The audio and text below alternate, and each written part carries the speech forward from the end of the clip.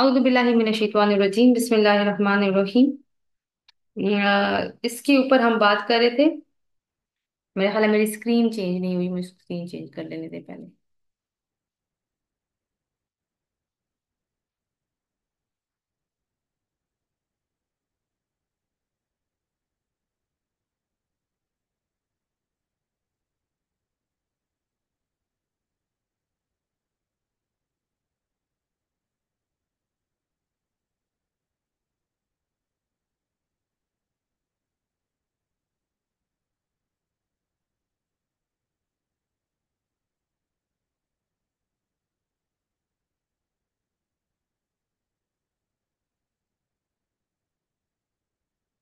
جی، start کرتے ہیں۔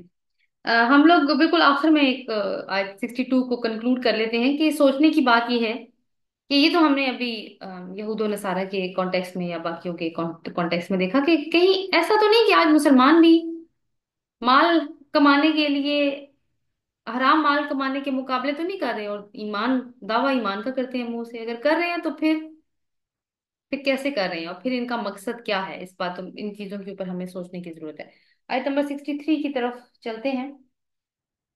وَتَرَى sorry لولا، کیوں نہیں، یہ بہت اہم آیت ہے۔ لولا ينهاهم الربانيون والأحبار عن قولهم الإثم وأكلهم السحت۔ ربانی اور احبار کا ذکر پچھلے سیشن میں بھی آ چکا ہے، آپ کو یاد ہوگا۔ اور کیوں نہیں ان کو روکتے رب والے اور علماء ان کے قول سے گناہ کے، یعنی گناہ پر آپ کہہ سکتے ہیں کہ ان کے گناہ پر زبان کھولنے پر ان کے ربانی اور علماء ان کو کیوں نہیں روکتے؟ سوال پوچھا جا رہا ہے۔ اور وہ عقلی مسوت، اور ان کے حرام کھانے سے ان کو کیوں نہیں روکتے؟ لبیس ما کانوا یصنعون، کتنا برا ہے جو وہ کرتے ہیں۔ یصنعون کو انڈر لائن کر لیجیے، اس کو تھوڑا سا دیکھیں گے۔ اب دیکھیں، یہ آیت ہمیں دو باتیں بتا رہی ہے کہ نمبر ون، کہ کسی اہل شریعت معاشرے میں دینی علماء اور مشائخ کا کیا کردار ہونا چاہیے۔ نمبر ٹو، اگر وہ اپنا کردار ادا نہ کریں تو پھر کیا نتائج نکلیں گے۔ یہود کی الہامی کتاب جو جو تورات تھی، اس میں بھی گناہ اور زیادتی کے کاموں اور حرام کھانے سے روکا گیا تھا، مگر انہوں نے اپنی کتابوں میں تبدیلیاں کر کر کے ان احکامات کا مذاق بنا ڈالا، حالانکہ وہ حق اور عدل کے گواہ بنائے گئے تھے۔ یہ بھی آپ کو یاد ہوگا، ہم نے پچھلے سیشن میں پڑھا تھا یہ، اور انہوں نے اس ٹائم پہ اپنا کام کیا، لیکن گریجولی وہ اس طرف آ گئے پھر۔ یہ سب کام اب ان کے ربانی اور علماء دیکھ رہے ہیں، یعنی اب کا کیا، میں نے اب کا لفظ کیوں استعمال کیا؟ اب جب کہ یہ صورت نازل ہو رہی ہے اور وہاں پہ جو یہود موجود ہیں، ان کے وہ جو حرکتیں کر رہے ہیں، ان کے ربانی اور علماء بھی موجود ہیں اور وہ ان کو دیکھ رہے ہیں۔ تھوڑا تھوڑا اپنے لیے بھی آئینہ اکٹھا کر لیتے ہیں۔ اوکے، تو ان کے کردار کو یہاں پہ ملامت کیا گیا ہے کہ حالانکہ ان کا کام کسی بھی برائی کو دیکھ کر اس سے روکنا اور اللہ کا اصل پیغام لوگوں تک پہنچانا ہے۔ اگر کوئی معاشرہ اخلاقی ابتری کی اس انتہا کو پہنچ جائے جس کی مثال اوپر گزری، تو یہ اس بات کی علامت ہے کہ قانون کے نگران ہی دراصل قانون شکن بن چکے ہیں۔ تو امر بالمعروف اور نہی عن المنکر جو کہ کسی معاشرے کی صحت کی علامت ہوتا ہے، اور اسی بات کا مسلمانوں کو بھی حکم دیا گیا تھا۔ سورۃ آل عمران آیت نمبر 11 یاد کرواؤں گی آپ کو۔ کنتم خیر امۃ اخرجت للناس، تم وہ بہترین امت ہو جسے لوگوں کے لیے پیدا کیا گیا ہے۔ تامرون بالمعروف وتنہون عن المنکر وتؤمنون باللہ، تم نیکی کا حکم دیتے ہو اور برائی سے روکتے ہو اور اللہ پہ ایمان لاتے ہو۔ اس حصے پہ تھوڑا غور کیجیے گا، تمہیں لوگوں کے لیے پیدا کیا گیا ہے، کیا کرنا ہے تم نے لوگوں کے لیے؟ ٹھیک ہے، اچھا جی، آیت نمبر 60، یہ اسی سورت کی المائدہ، وہاں ذکر آیا تھا طاغوت کی بندگی کا۔ تو طاغوت کیا کرتا ہے؟ اللہ کی فرمانبرداری کی حد سے خود نکلتا ہے اور لوگوں کو بھی اسی چیز کی ترغیب دیتا ہے، یعنی لوگوں کو اپنی بندگی پر اکساتا ہے۔ تو طاغوت کی سلطنت کچھ بنا رہی ہے۔ یہ جو لفظ ہے نا، یصنعون، یصنعون کا مطلب اردو محاورے میں وہ کرتے یا بناتے لکھا ہوا ہے نا، اس کا مطلب ہوتا ہے کاریگری کرنا، ماہر ہونا۔ تو اللہ کے خلاف جو نظام ہے اس کو بنانے میں یہ علماء بھی کچھ اپنی کاریگری دکھا رہے ہیں، कुछ अपनी महारत का की कंट्रीब्यूशन कर रहे हैं, यानी दीन को कारोबार बनाया हुआ है इन्होंने। अगर ये उलमा हराम खोरों से फंड्स और चंदे ले रहे हैं, और इनको इस बात की परवाह भी नहीं है कि चंदे की रकम हराम माल से आई है या हलाल से, तो उसका क्या मतलब है कि वो उलमा असल में तागूती निजाम के सहूलतकार हैं? तो यहाँ ऐसे ही उलमा का जिक्र हो रहा है। और ये मत समझिए कि हमारे मुआशरे में, मुसलमान मुआशरे में ये नहीं होता, यहाँ पे भी ये सब कुछ हो रहा है। इसका सबूत हमें अपने मुआशरे की अखलाकी हालत से मिल रहा है ना, जो नजर आ रही है ना ये सारी चीजें। तो उलमा का काम सिर्फ चंद रसूमात इबादत पे बहस करना नहीं है, फिरका बंदी को प्रमोट करना नहीं है, बल्कि गलत प्रैक्टिसेस की निशानदेही करना है, इन पर आवाज उठाना है, ताकि कानून साजी दुरुस्त अंदाज से हो। जो गलत कानून बने उसको, उसके ऊपर आवाज उठा के उनको ठीक करें, लोगों की सही तरबियत हो। 64 देखते हैं आगे। वकालतिल यहूदु यदुल्लाहि मगलूला, और कहा यहूद ने कि अल्लाह का हाथ बंधा हुआ है। ये आयत थोड़ी सी लंबी है, मैं इसको सेक्शंस में डिवाइड कर रही हूँ। मगलूला, उसके ऊपर एक वन वन लिखिए। और यहूद ने कहा कि अल्लाह का हाथ बंधा हुआ है, माजल्ला। गुल्लत ऐदीहिम वालुइनु बिमा qalu, बांधे गए उनके हाथ और लानत किए गए बवजह इसके कि जो उन्होंने कहा। नंबर 2, बल यदाहु मसबूततान, बल्कि इसके दोनों हाथ खुले हुए हैं। युनफिकु कैफा यशा, वो खर्च करता है जैसे वो चाहता है। वला यजीदन्ना कसीरा मिनहुम मा उनजिला इलैका मिन रब्बिका तुगयाना व कुफ्रा, और अलबत्ता वो जरूर ज्यादा कर देगा इनमें से कसीर तादाद को, जो कुछ नाजिल किया गया है आपकी तरफ, आपके रब की तरफ से, हसद और सरकशी और कुफर में। तुगयाना व कुफरा, सरकशी में और कुफर में। यानी पहली दो हिस्से तो आ जाते हैं आराम से समझ में। इसमें क्या है कि अल्लाह के दोनों हाथ खुले हुए हैं, वो जिस तरह चाहता है खर्च करता है, लेकिन इनमें से कसीर तादाद को अल्लाह ताला सरकशी और कुफर में मुब्तला कर देगा, और उसका सरकशी और कुफर ज्यादा कर देगा। किस बुनियाद पर? जो कुछ आपकी तरफ नाजिल हुआ, यानी ये जो किताब अभी कुरान नाजिल हुई हुई है, जिसका मकसद तो कुछ और है, लेकिन इन लोगों के सरकशी और कुफर में इजाफा होगा। वो अलकैना बैनहुमुल अदावता वल बगदा इला यौमिल क़ियामह, और हमने इनके दरमियान में बुग़्ज़, अदावत और बुग़्ज़ डाल दिया क़यामत के दिन तक। नंबर 3, कुल्लमा औक़दू नारन लिल हर्बि अत्फ़अहा अल्लाह, जब कभी उन्होंने भड़काई जंग, अल्लाह ताला ने उसे बुझा दिया। नंबर 4, वयसअउना फिल अर्दि फसादा, और वो दौड़ धूप करते हैं जमीन में फसाद की। वल्लाहु ला युहिब्बुल मुफसिदीन, और अल्लाह फसाद करने वालों को पसंद नहीं करता।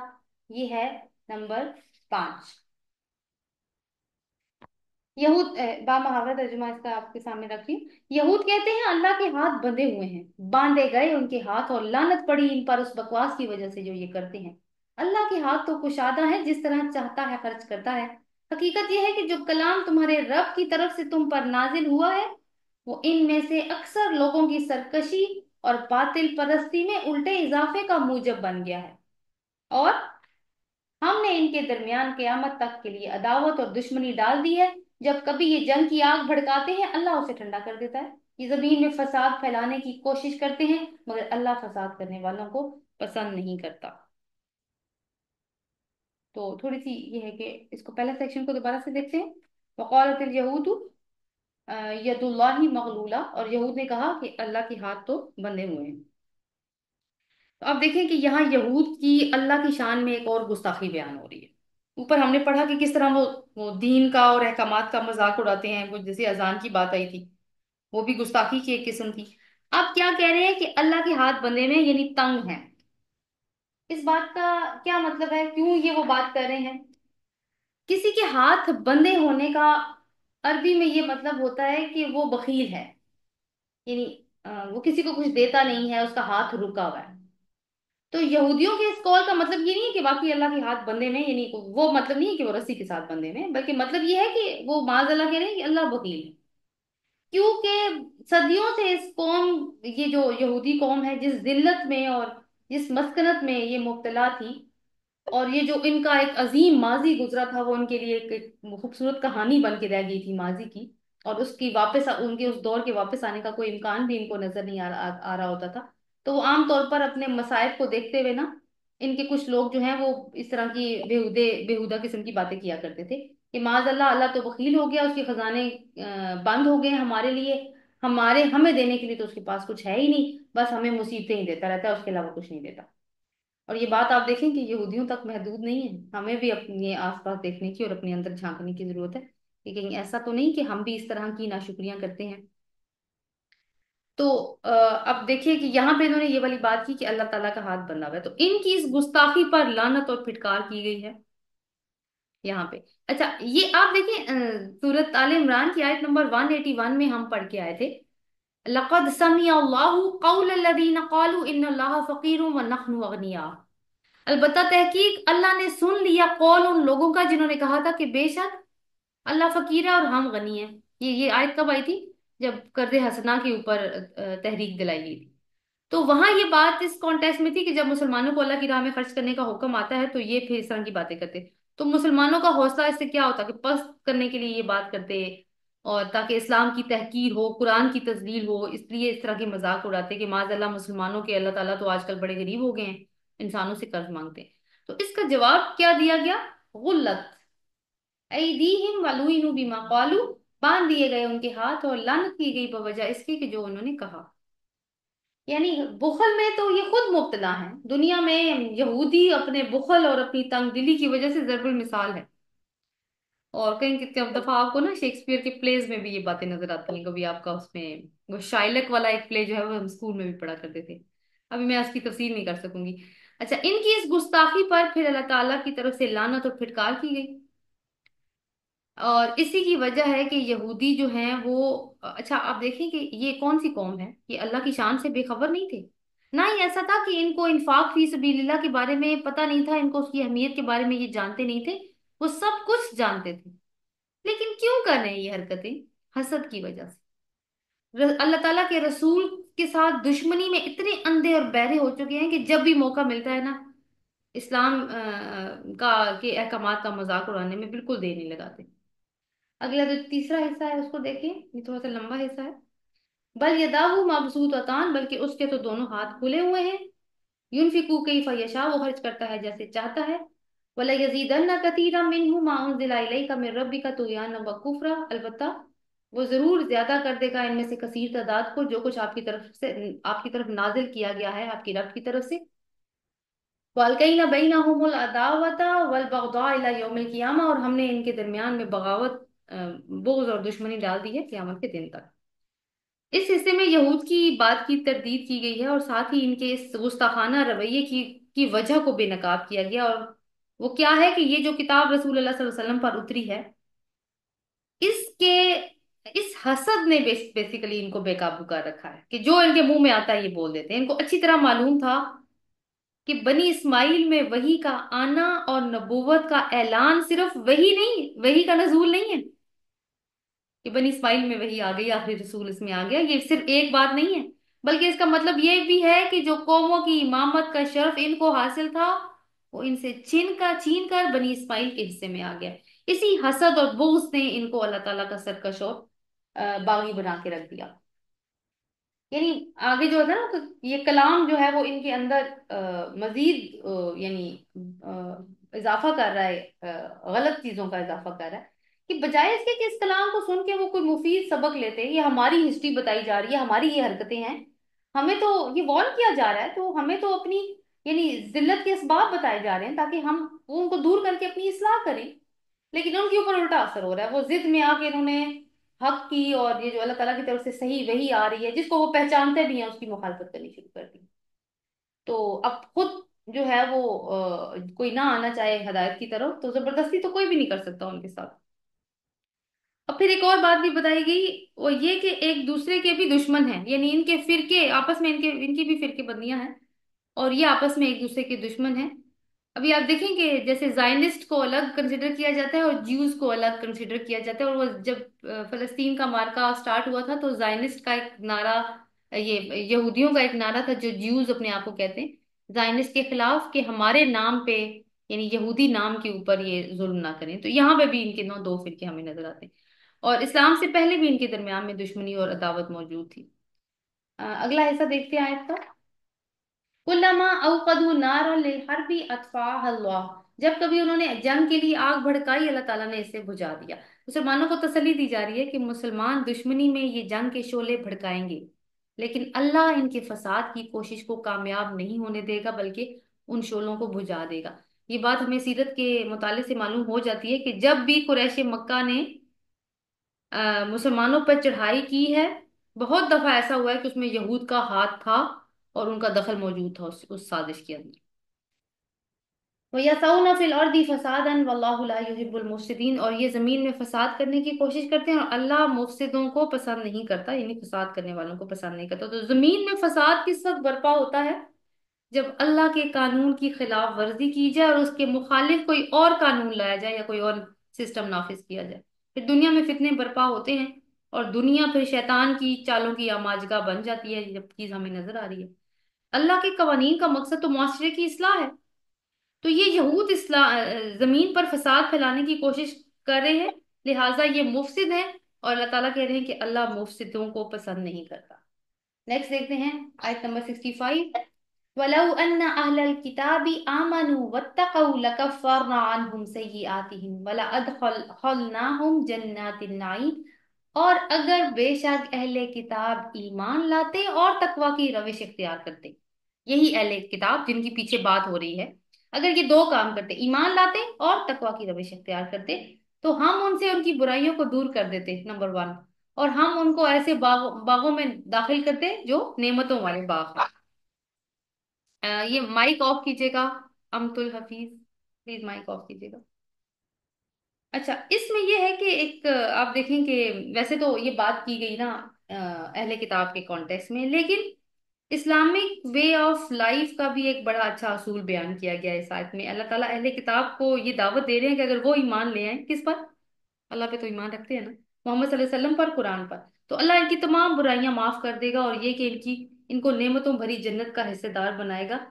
تو یہ تو بات ہے آخرت کی جزا کی، تو یہ ان کو ملے گی۔ اب آپ اگلی آیت میں دیکھیں کہ دنیا میں کیا فائدہ ہوگا اس چیز کا۔ ولو انہم کا سے مراد بھی وہی ابھی اہل کتاب ہی ہیں۔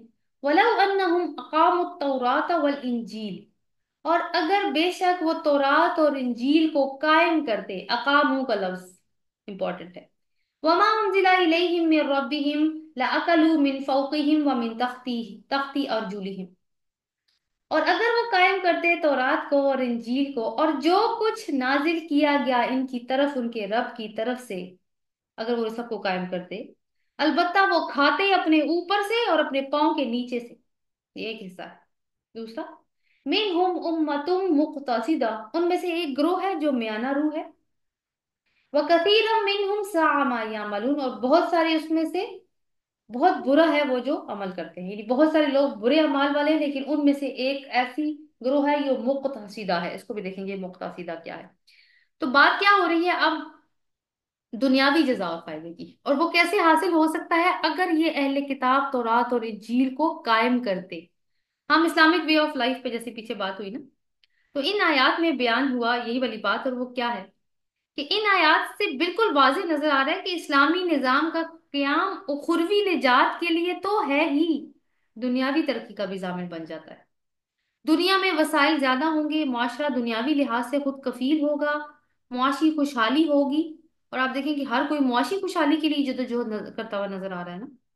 تو یہ اسلامی نظام صرف عقیدے کا یا کسی نظریے کا یا انسان کے دل کے شعور کا نام نہیں ہے، بے شک یہ ایلیمنٹس بھی اس کا حصہ ہیں۔ کون سے؟ کہ عقیدہ اس میں آ جاتا ہے، نظریہ یا ہمارا شعور، لیکن مگر یہ دراصل انسانی زندگی کے لیے ایک پریکٹیکل سسٹم ہے، عملی نظام ہے جس کی اقامت فرض ہے، اور قائم کرنے کا مطلب اب ہمیں سمجھ میں آیا کہ کتاب کو معاشرے کے ہر چھوٹے بڑے نظام میں قائم کرنا، اور وہ انصاف کا نظام ہو، چاہے وہ ایجوکیشن سسٹم ہو، چاہے وہ اکنامک سسٹم ہو، وہ گھر کا نظام ہو، لین دین کے اصول ہوں، کسی سے قرض لینا ہو، کسی کے گھر مہمان بن کر جانے کی بات ہو، کسی یتیم بچے کی کفالت کی بات ہو، مساکین اور غربا وغیرہ سے کیا سلوک ہوگا، رشتہ داروں پڑوسیوں سے کس طرح کا تعلق کا معیار ہوگا، بچوں کی پرورش کیسے کی جائے، نکاح کہاں کیا جائے، طلاق کے کیا مسائل ہیں، عبادت کیسی ہو، وقت کا استعمال کیسے کریں، معاہدے کیسے کریں، غیر مسلموں سے کس طرح کا سلوک ہونا چاہیے، مجرموں کے ساتھ کیا سلوک ہو، جرائم کی روک تھام کیسے ہو، تو صفائی ستھرائی، طہارت، یہ سارے قوانین یعنی جو بھی زندگی کا دائرہ لے لیں، مگر طریقہ اللہ کا دین بتائے گا۔ یہ بہت ساری چیزیں ہیں جن کے بارے میں ہم پڑھ بھی چکے ہیں اس میں۔ لیکن بدقسمتی ہماری سب سے بڑی یہ ہے کہ ہم نے دین اور دنیا دونوں کو الگ الگ کر کے رکھا ہوا۔ ہماری سوچ میں دنیا اور آخرت کے راستے الگ الگ ہیں، جس کی وجہ سے کیا ہے، ہمارے طرز عمل میں منافقت آ گئی ہے، دو متضاد رویے جمع ہو گئے۔ ہم سمجھتے ہیں دنیا کی ترقی چاہیے تو آخرت کو بھولنا پڑے گا، اور آخرت میں کامیابی چاہیے تو دنیا میں پھر سادھو راہب مولوی بن کے بیٹھنا پڑے گا، پانچے اونچے کر کے گھومنا پڑے گا، دنیا کی انجوائمنٹ چھوڑنی پڑے گی۔ تو ہمارے نزدیک یا ہماری سوچ میں ہم یہ تصور نہیں کر سکتے کہ یہ دونوں ایک ہیں، کیونکہ ہمارے ملک میں یا باقی اسلامی ممالک میں بھی آپ دیکھیں ایجوکیشن سسٹم، مدرسہ الگ ہے، اسکول کالج الگ ہے۔ یہ کس سوچ کا نتیجہ ہے؟ اصل پھر جاہلیت والی بات یہی ہوئی نا، سپریشن پیدا کرنا دونوں میں، اور اسی جاہلیت نے دنیا اور آخرت کے راستوں میں جدائی پیدا کر دی۔ اصل حقیقت کیا ہے کہ آخرت کی کامیابی کا راستہ اسی دنیا کے درمیان سے ہو کے جاتا ہے، باہر دور ہٹ کے نہیں جاتا، مگر ضرورت میانہ روی کی ہوگی، تقوی کی ہوگی، پھر ہر عمل عبادت بن جائے گا، ہمیں صرف نماز اور روزے کو عبادت کہنے کی ضرورت نہیں پڑے گی پھر۔ یہاں پہ ایک اہم پوائنٹ مضمون کی ریلیونس کے اعتبار سے ایڈ کر لیتے ہیں۔ بنی آدم کو اس زمین پر خلیفہ بنا کے بھیجا گیا کہ وہ اللہ کی خلافت زمین پر قائم کرے۔ اب دیکھیں کہ خلیفۃ الارض، یا کوئی بھی انسان جو خلیفہ بنا کے کہیں پہ بھی بھیجا جاتا ہے، اس کے پاس مکمل اختیار نہیں ہوتا بلکہ مشروط اختیار ہوتا ہے۔ کس شرط کے ساتھ؟ کہ یہ جو عمل خلافت ہے یہ اسلامی نہج پر ہوگا، انسان صرف اللہ کا فرما بردار ہوگا، اس کا مقصد آخرت کی کامیابی ہوگی۔ سو انسان کا کوئی بھی عمل، چاہے وہ ایک بہت بڑا بزنس مین بزنس کھڑا کرنے کا ہو، یا دنیاوی ریسورسز جیسے معدنیات وغیرہ کو استعمال میں لا کر نئی نئی چیزیں تخلیق کرنے کا ہو، ٹیکنالوجی میں ترقی کرنے کا ہو، اگر ان سب کے نتائج کا معاشرے میں یا پھر ان کے معاشرے میں رہنے والے لوگوں کو اس کا فائدہ ہو رہا ہو، تو یہ تمام کام دین کے دائرے کے اندر رہ کر کیے جائیں تو یہ عبادت بن جاتی ہے، کیونکہ آپ لوگوں کا فائدہ کر رہے ہیں۔ اور پھر زمین کے اندر سے رزق نکلے گا، اللہ تعالیٰ کہتے ہیں، اور آسمانوں سے برکتیں نازل ہوں گی۔ کیوں اللہ نے یہ فرمایا؟ سورہ جاسیہ کی آیت نمبر 13 ہے، وَسَخَّرَ لَكُم مَا فِي السَّمَاوَاتِ وَمَا فِي الْأَرْضِ جَمِيعًا مِّنْهُ إِنَّ فِي ذَلِكَ لَآيَاتٍ لِقَوْمٍ يَتَفَكَّرُونَ۔ کہ اس نے مسخر کیا تمہارے لیے جو کچھ آسمانوں میں ہے اور جو کچھ زمین میں ہے، سب کے سب اس میں سے، بے شک اس میں نشانیاں ہیں ایسے لوگوں کے لیے جو غور و فکر کرتے ہیں، سوچنے والوں کے لیے، غور و فکر کرنے والوں کے لیے نشانیاں ہیں۔ کیا غور و فکر؟ یہی نا کہ اللہ تعالیٰ نے ان ساری چیزوں کو زمین میں کس لیے پیدا کیا؟ انسان کے فائدے کے لیے۔ تو فریضہ خلافت کی ادائیگی کے لیے ضروری ہے کہ انسان پھر زمین کا سینہ چیرے، اس کے وسائل حاصل کرے اور ان کو استعمال کرے، ورنہ پھر اس نے شکر کا حق نہیں ادا کیا۔ شکر کا نعمتیں دیکھ کے، اب ہم دیکھیں، ہم تو بالکل وہ کسٹمرز بن چکے ہیں نا، جتنے بھی مسلم ممالک ہیں، ایک بڑی مارکیٹ کے کسٹمرز ہیں ہم خود تو کچھ بھی پروڈیوس نہیں کرتے۔